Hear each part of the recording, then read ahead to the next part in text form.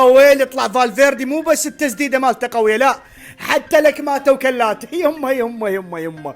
خلينا نسولف لكم السالفه من البدايه وشنو صاير. قبل شهرين بكاس الملك تواجه ريال مدريد وفيا ريال. فاينا لاعب فيا ريال استهزأ بابن فالفيردي وقال له الان انت تقدر تبكي على ابنك لان ابنه توفى. مثل ما تعرفون قبل شهرين ابن فالفيردي توفى. عاد فالفيردي ما سكت، خلاه بمخه. اجت مباراة اليوم، خلصت المباراة طلع يم الحافلة ينتظره. اويلي راح له بوم، ضرب لكمه بوجهه. يا ساتر، هذا وجهه من بعد اللكمه. والان الشرطه الاسبانيه جاي تحقق بالامر، ومن الممكن تصير عقوبات على فالفيردي. عادي احنا كلنا وياك يا فالفيردي، بس خليه يتعلم هذا الصغير بيانه بان لا تعبث مع الكبار ولا تعبث مع الاموات يا حبيبي. كلنا معك فالفيردي وانت صقار العدل. لا ترفس ببطن ترى الايام ملغومه.